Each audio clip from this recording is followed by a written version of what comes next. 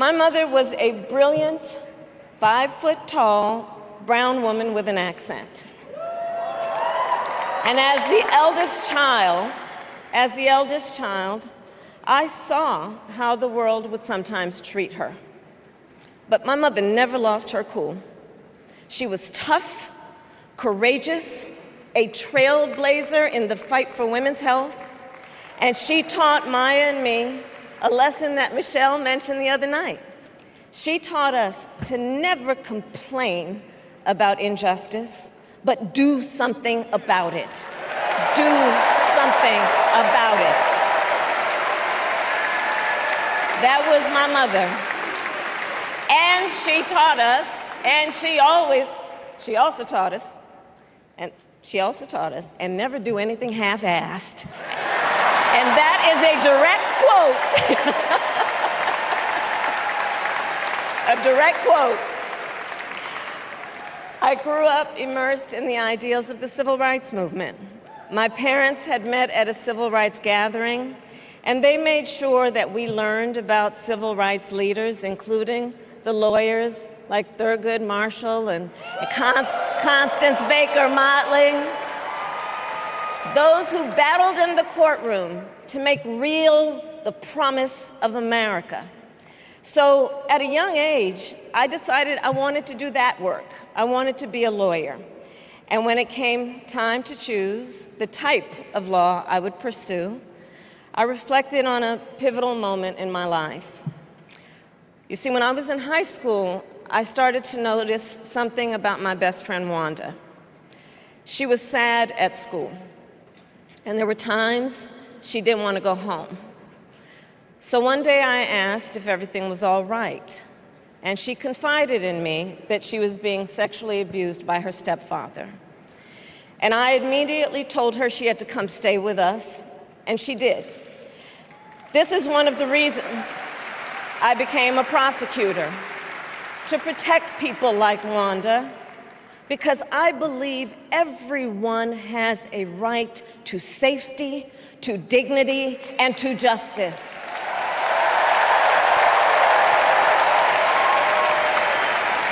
As a prosecutor, when I had a case, I charged it not in the name of the victim, but in the name of the people.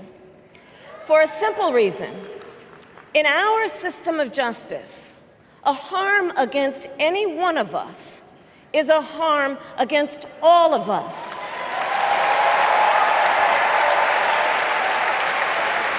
And I would often explain this to console survivors of crime, to remind them no one should be made to fight alone. We are all in this together.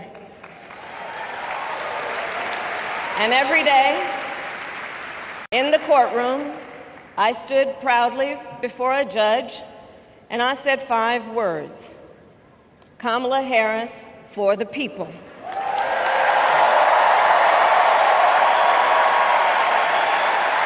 And to be clear, my entire career, I've only had one client, the people. And so, on behalf of the people, on behalf of every American, regardless of party, race, gender, or the language your grandmother speaks, on behalf of my mother and everyone who has ever set out on their own unlikely journey, on behalf of Americans like the people I grew up with, people who work hard, chase their dreams, and look out for one another, on behalf of everyone whose story could only be written in the greatest nation on earth, I accept your nomination to be President of the United States of America.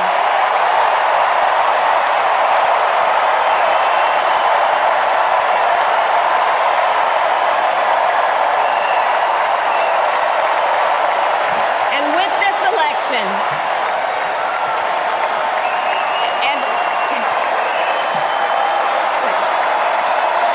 and with this election, our nation with this election has a precious, fleeting opportunity to move past the bitterness, cynicism, and divisive battles of the past, a chance to chart a new way forward. Not as members of any one party or faction, but as Americans. And let me say, I know there are people of various political views watching tonight, and I want you to know, I promise to be a president for all Americans. You know what else I love about Kamala? She gets it. We need to make life more affordable for working people. Yeah. Donald Trump, the felon, has no plans to lower costs for families. He doesn't know how, and basically, he doesn't really care. When did he ever fill up a gas tank or worry about a grocery bill? The only bills he worries about are from his criminal defense lawyers.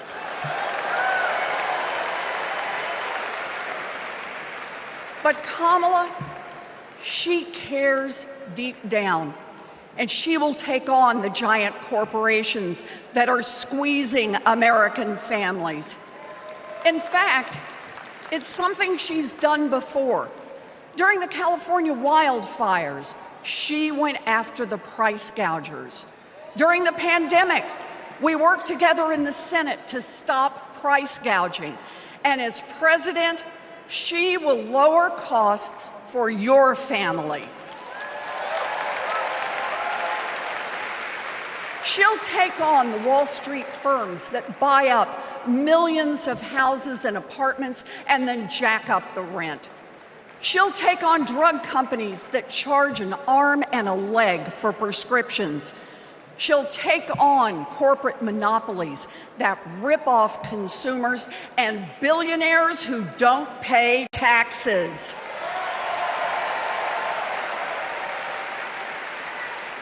And she'll take on right-wing extremists who think they should decide who has access to abortion or IVF. Kamala will protect abortion rights nationwide.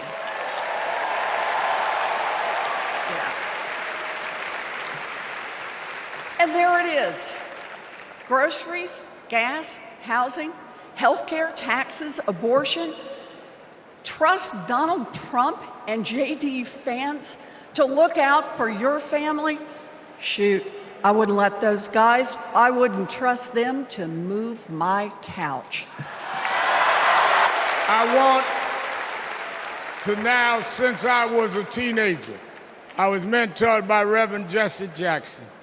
And Reverend Jackson taught us to fight for what's right. And now I want to bring out some young men that I fought for. I referred to them then, they were known as the Central Park Five. Now they're the Exonerated Five. Raymond Santana, Kevin Richardson, Yusef Salaam, Corey Weiss, the Exonerated Five.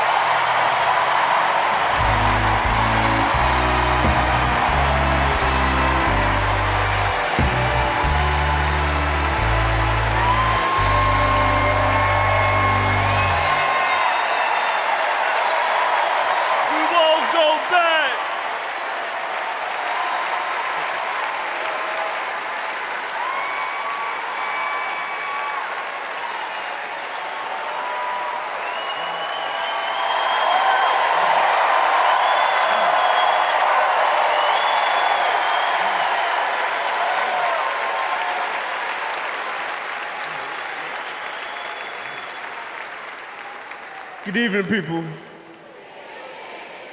My name is Corey Wise. 35 years ago, my friends and I were in prison for a crime we did not commit. Our youth was stolen from us.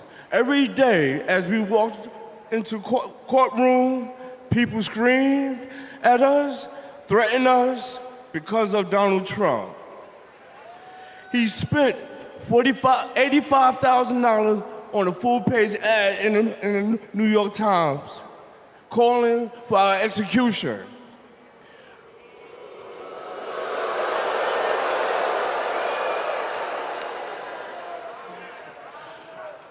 We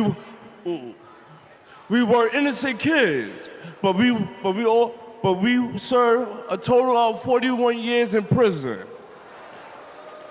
Reverend Al Sharpton stood with us. Now, I'm proud to stand with him today.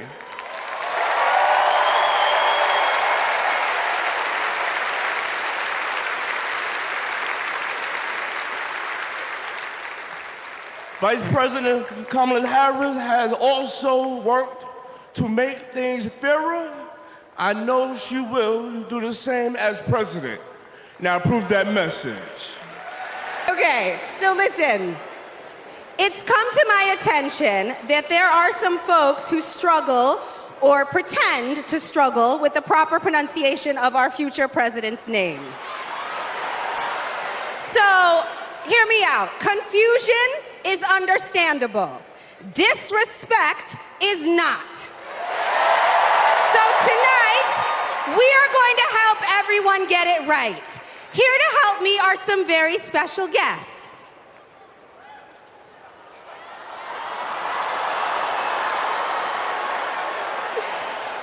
Thank you, ladies. Can you tell us your names?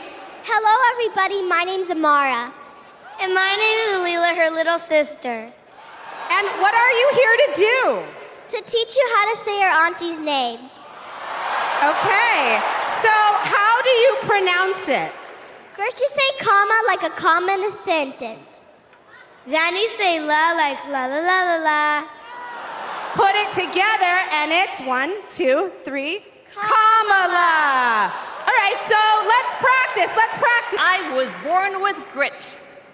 I grew up racing motorcycles, mucking stalls, and exploring the beautiful desert. I fell for an astronaut.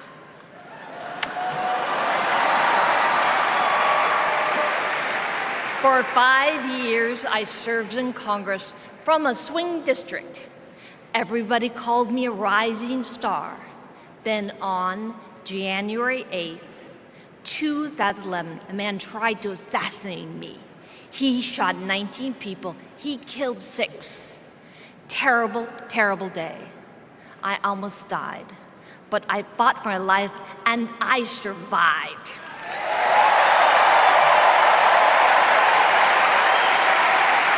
I learned to walk again, one step at a time. I learned to talk again, one word at a time. So many people helped me as I worked hard to recover, including a decent man for Delaware who always checked in. He still does. Thank you, Joe Biden. Thank you for everything. Joe is a great president. My friend Kamala will be a great president. She is tough. She has grit. Some have questioned why I've taken the stand I have. The answer is really simple, ladies and gentlemen. We must put country first. And tonight, as a Republican speaking before you, I'm putting our country first.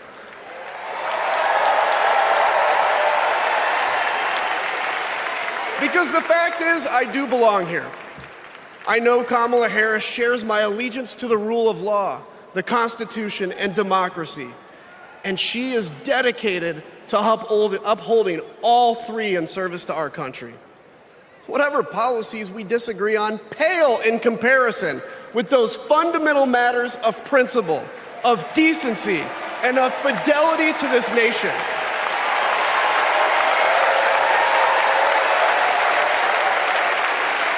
Listen, to my fellow Republicans, if you still pledge allegiance to those principles, I suspect you belong here too. Because democracy knows no party. It's a living, breathing ideal that defines us as a nation. We were both raised knowing that no one was going to hand us anything, especially as women. That we were going to have to touch every rung of the ladder to get ahead. We were going to have to work really hard. Now, she worked at McDonald's, but I worked at Wendy's. And look at us now.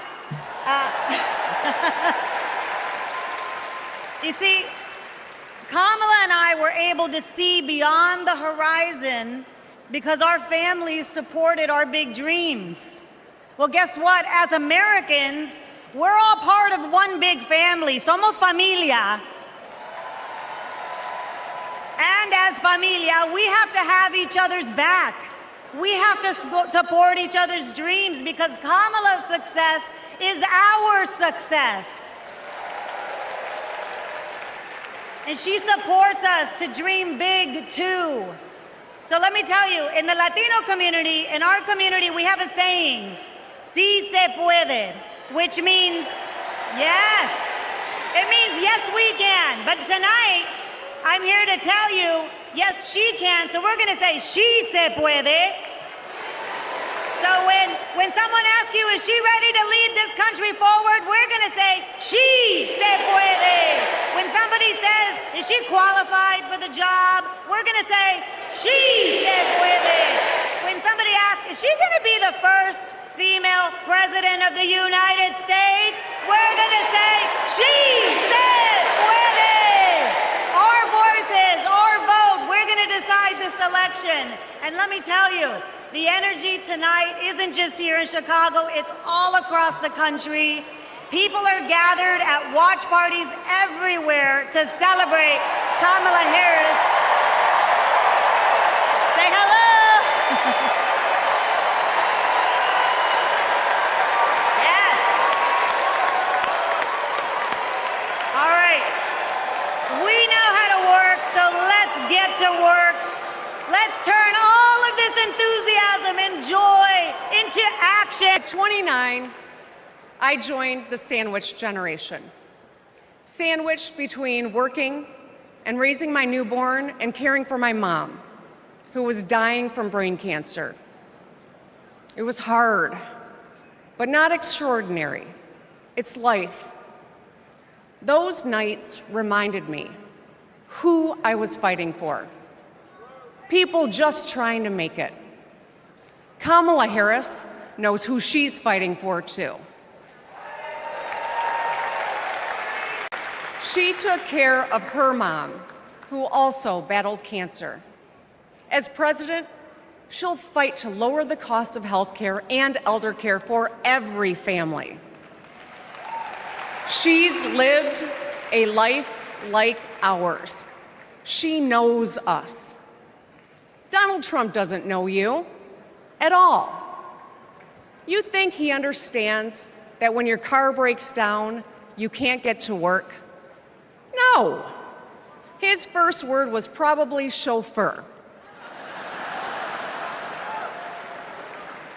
You think he's ever had to take items out of the cart before checking out? Hell, you think he's ever been to a grocery store? That's what the chauffeur is for. We are living in a time when some are trying to divide us, to separate us in ways that make it difficult for us to come together. Well, look, my sister rejects that view. Where others push darkness, Kamala sees promise. Where others feel detachment, Kamala fosters connection. Where others want to drag us back to the past, my sister says, hold up now, we are not going back.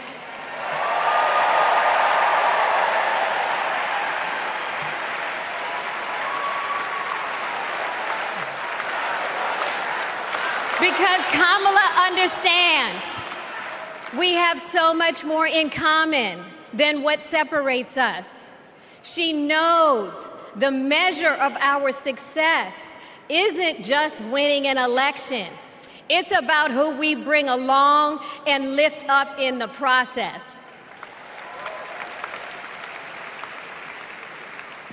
And so as I look out at all of you today and take in this incredible moment, I so wish that Mommy could be here tonight.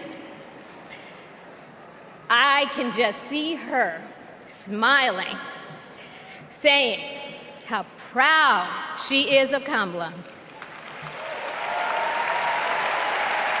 And then, without missing a beat, she'd say, "That's enough, you got work to do." She would tell all of us to roll up our sleeves and get to work, to elect a leader who sees the potential in each of us, a leader who cares for all of us, a leader who fights for every one of us.